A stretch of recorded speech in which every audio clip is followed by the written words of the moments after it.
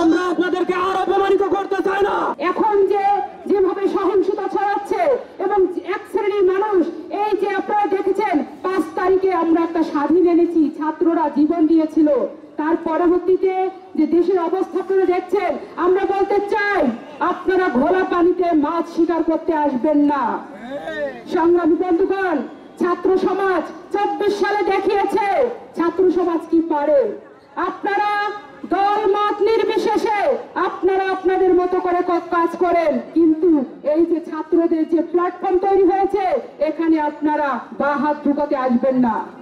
সংগ্রামী বন্ধুগণ, আমরা বলেছি, পুলিশ প্রশাসনকে বলেছি, আপনারা আপনাদের দায়িত্বে আপনাদের কাজে নেমে যান, আপনারা আপনাদের দায়িত্বে নেমে যান, কোনোভাবে পিছিয়ে থেকেন না। পিছিয়ে থাকলে কিন্তু ছাত্র সমাজ আপনাদেরকেও আর ছেড়ে কথা বলবে না।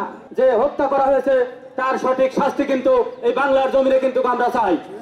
আরেকটা বিষয় হচ্ছে, এই পুলিশ প্রশাসন থেকে শুরু করে সরকারের যে লেসপেন্সার বাহিনী আছে, সেই বাহিনী কিন্তু এখনো যার যার পদে কিন্তু ম্যাক্সিমাম ক্ষেত্রেই বহাল রয়েছে। কেন এই বাহিনী এখনো ম্যাক্সিমাম ক্ষেত্রে বহাল রয়েছে, তার জবাব কিন্তু আমাদেরকে দিতে হবে। অনতিবিলম্বে সরকারের এই চাটুয়া বাহিনীকে বাংলার জনগণের সম্মুখে স্বেচ্ছায় পদত্যাগ করতে হবে। অন্যথায় তাদেরকে যদি তাদের পদ থেকে আমাদেরকে টেনে হিসেবে নামাতে হয়, তাহলে তাদের পিঠে কিন্তু চামড়া থাকবে না।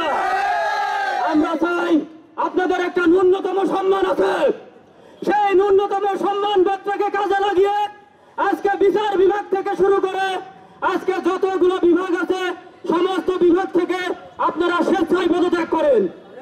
আমরা আপনাদেরকে আর অপমানিত করতে চাই না, আমরা আপনাদেরকে অপদস্থ করতে চাই না। আপনারা অলরেডি দেখেছেন বাংলার জনগণ কিভাবে বড় বড় মন্ত্রী সচিবদেরকে অ্যারেস্ট করে তাদেরকে কিভাবে হেনস্থা করতেছে।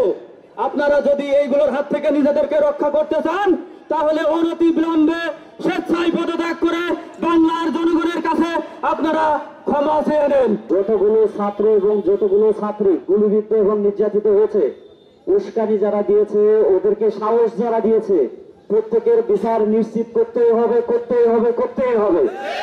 বাংলার জমিনে কোনো স্বৈরাচারীর জায়গা নাই। আগামী দিন আমরা চাই ছাত্র সমাজই দেশ পরিচালনা করবে, এটা বাস্তবায়ন করতে হবে।